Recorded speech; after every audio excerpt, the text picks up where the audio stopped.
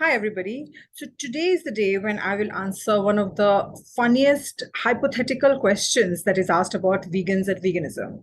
It's like if vegans are stranded with just like one pig on an island, isolated island someday without any vegetation around them, then what are they going to be eating? As of now, I'm stuck with a fly here.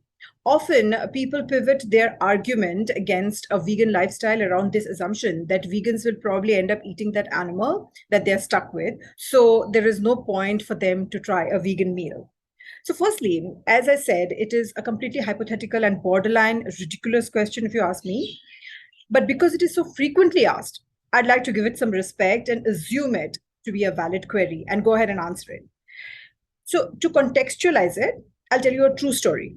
So, there is ample historical evidence available that shows that when human beings are pushed to the limit of deprivation and starvation, they turn into a version of themselves which is very close to an animal that lives in the wild.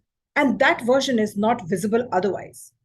During the Russian famine in the 1920s or the Irish famine, I think, which happened in the 1800s, millions of people died of starvation. And one of the last resorts the people who were at the receiving end of this catastrophe did was to kill and eat the flesh of their own family members, including their own children. They also sold body parts of their children.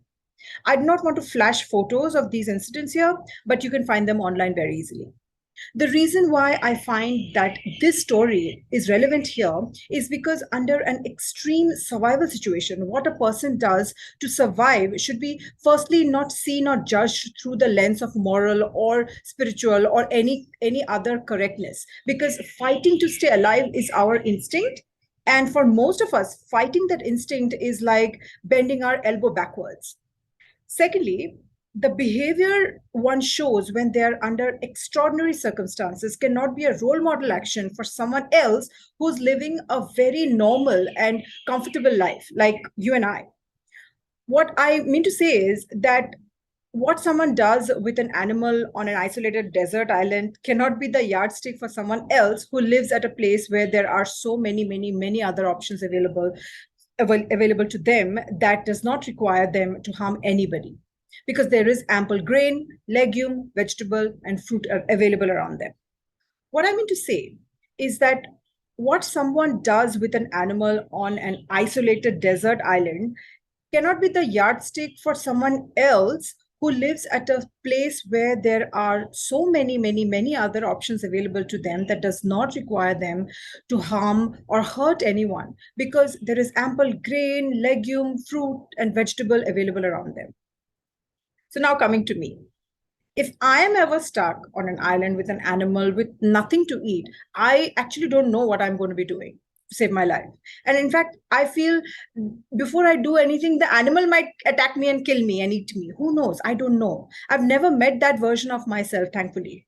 What I know is that on that island on that day, I will do whatever it takes for me to survive without an iota of guilt. But up until the time that time comes, I am at a place which is booming with hundreds of types of foods that do not need me to hurt or kill anybody. And up until then, I will never touch an animal. I will just let them be. And I think I speak for most vegans around the world here.